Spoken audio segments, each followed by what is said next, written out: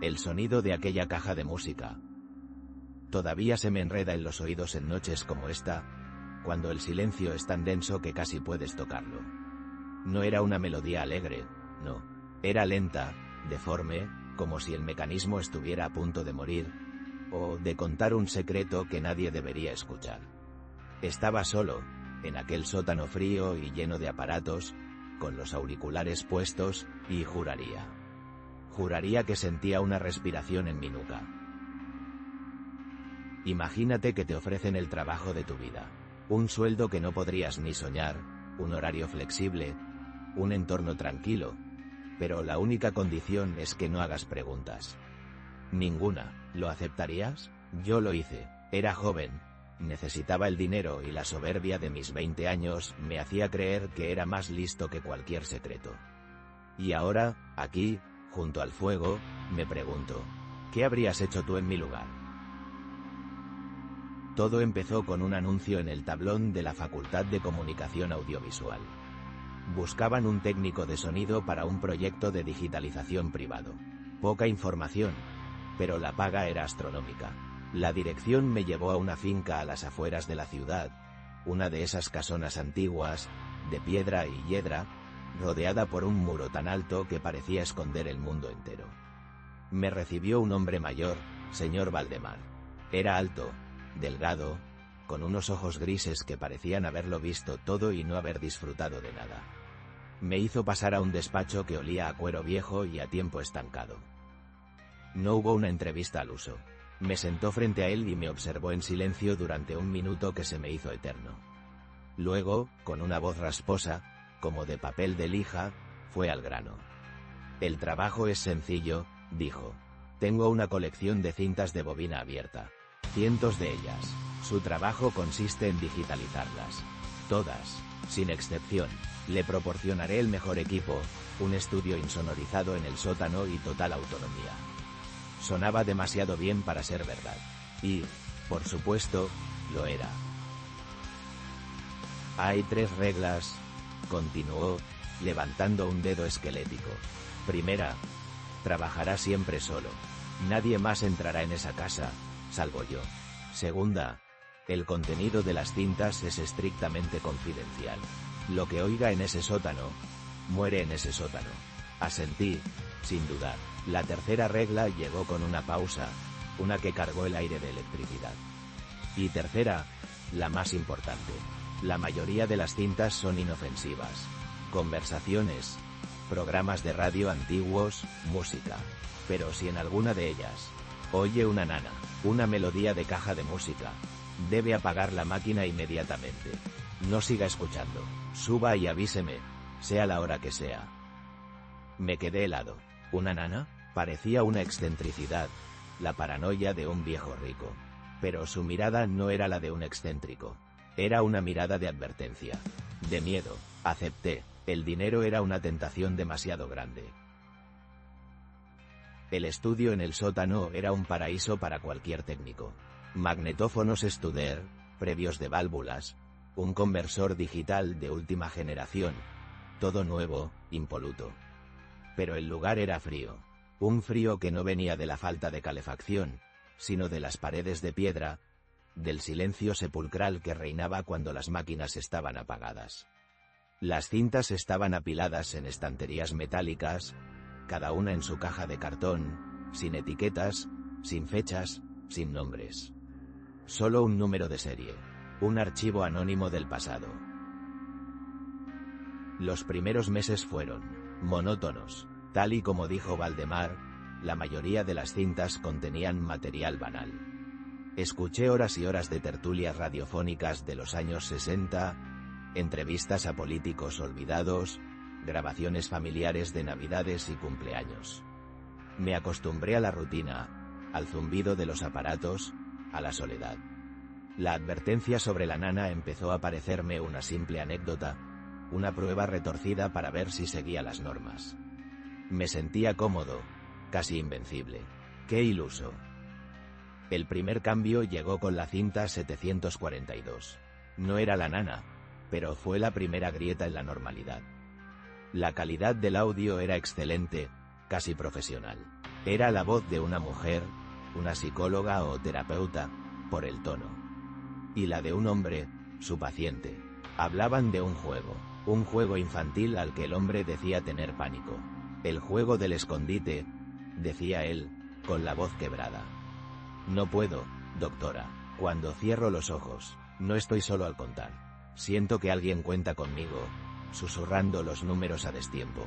La doctora, con una calma aterradora, le insistía en que debía jugar de nuevo para superar el trauma. La sesión terminaba de forma abrupta, con el sonido de una puerta cerrándose y el hombre sollozando, solo. Apagué la máquina. El corazón me latía con fuerza. Aquello no era una grabación familiar. Era íntimo, inquietante. Por primera vez, me di cuenta de que no estaba digitalizando recuerdos, sino secretos. Secretos que alguien había querido enterrar. Decidí no decirle nada a Valdemar. ¿Qué iba a contarle? ¿Que una cinta me había dado mal rollo? Seguiría con mi trabajo, cobraría y me largaría de allí. Pero cinta a cinta, el patrón se repetía. No en todas, pero sí de forma esporádica. Cintas con sesiones extrañas. Siempre la misma doctora, con su voz melosa y cortante. Y diferentes pacientes. Una mujer con fobia a los espejos, a la que obligaba a sentarse en una habitación a oscuras con un espejo de mano. Un joven que tenía miedo a los teléfonos, al que sometía a llamadas silenciosas a altas horas de la madrugada. Sus métodos eran crueles, una forma de tortura psicológica disfrazada de terapia. Y en todas las grabaciones, subyacía una sensación de control, de poder. La doctora no estaba curando a aquella gente, estaba rompiéndola. Empecé a obsesionarme.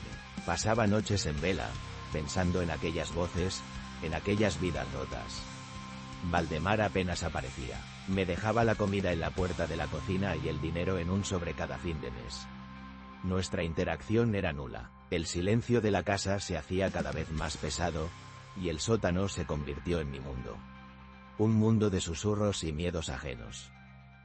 Y entonces, una noche de tormenta, cargué la cinta 914. El ruido de la lluvia contra los ventanucos del sótano era el único sonido, aparte del suave ronroneo del magnetófono. Los primeros 10 minutos fueron de silencio.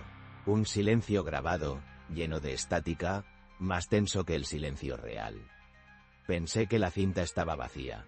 Estaba a punto de pararla cuando empezó. La caja de música. La melodía era la que he descrito. Lenta, discordante, unas pocas notas repetidas en un bucle macabro. Se me heló la sangre. La tercera regla. Apaga la máquina inmediatamente. Sube y avísame. Mis dedos fueron hacia el botón de stop, pero se quedaron flotando en el aire. La curiosidad es un veneno lento. Quería saber, necesitaba saber qué había de terrible en una simple canción de cuna. Así que subí el volumen y seguí escuchando. Después de un minuto de música, se oyó la voz de un niño. No hablaba, solo tarareaba la melodía, desafinando. Luego, la voz de la doctora.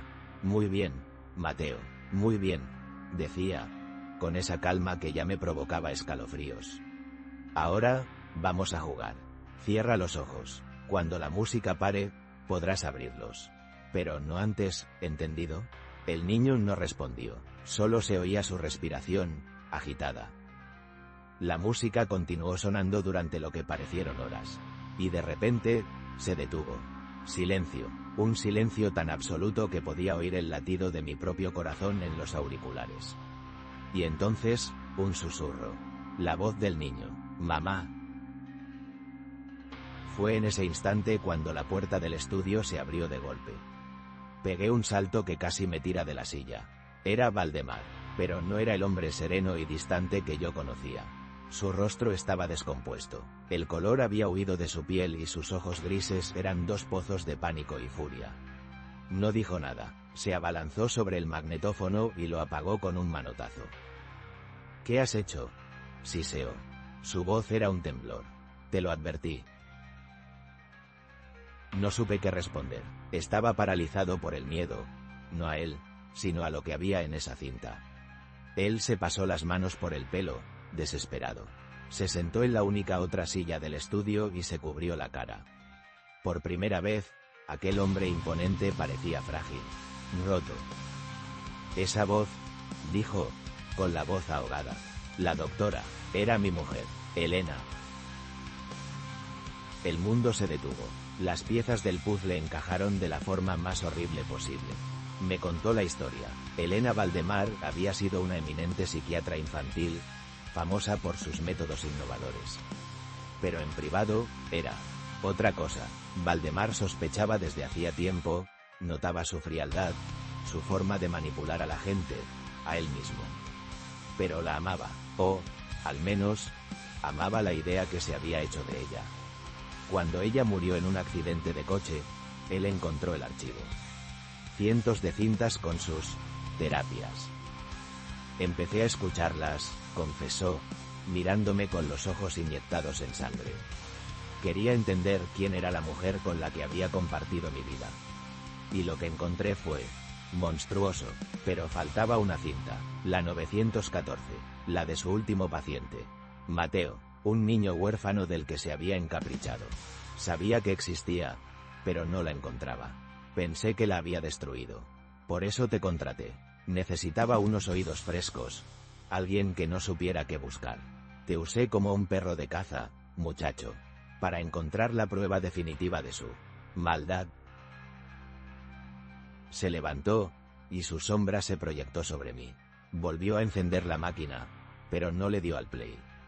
Rebobinó un poco la cinta. Rompiste las reglas, dijo, con una calma que me asustó más que sus gritos. Ahora, vas a terminar lo que empezaste. Vas a escuchar el final.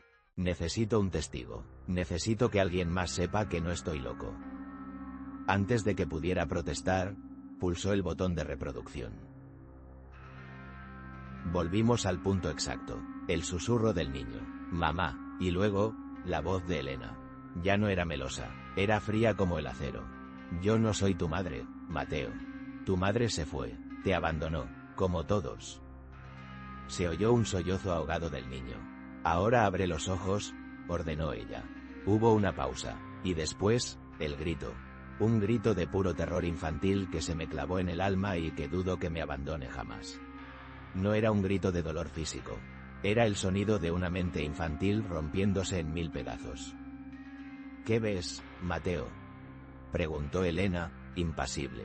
Dime qué ves. No hubo respuesta, solo el sonido de una respiración entrecortada, casi como un ataque de asma. Te lo diré yo, continuó ella. No ves nada, no hay nadie, estás solo, siempre has estado solo, y siempre lo estarás, cada vez que cierres los ojos, cada vez que intentes dormir. Recuerda este momento, recuerda el silencio, recuerda la oscuridad, ese es tu único compañero, ese soy yo. La cinta terminó, el carrete siguió girando en silencio, produciendo un siseo vacío. Me quité los auriculares, las manos me temblaban sin control. Valdemar me miraba fijamente, en sus ojos ya no había furia, solo un vacío inmenso. Una desolación. Me pagó el doble de lo acordado esa misma noche, continuó, y me dijo que no volviera nunca más. No hizo falta que lo jurara. Recogí mis cosas y conduje sin rumbo durante horas, con aquel grito infantil resonando en mi cabeza. Nunca supe qué fue de Mateo. Nunca supe qué hizo Valdemar con aquellas cintas. A veces, me pregunto si las destruiría o si, en noches de tormenta como esta, baja a aquel sótano frío para escuchar la voz del monstruo con el que compartió su vida. La verdadera maldad, veréis, no siempre viene con cuernos y garras. A veces, tiene una voz calmada y viste una bata blanca. A veces, se esconde en el lugar más seguro que conocemos, la mente humana. Y usa las herramientas más inocentes, como una simple canción de cuna, para abrir puertas que nunca deberían abrirse. Desde aquel día, nunca volví a mirar igual la grabación de una voz.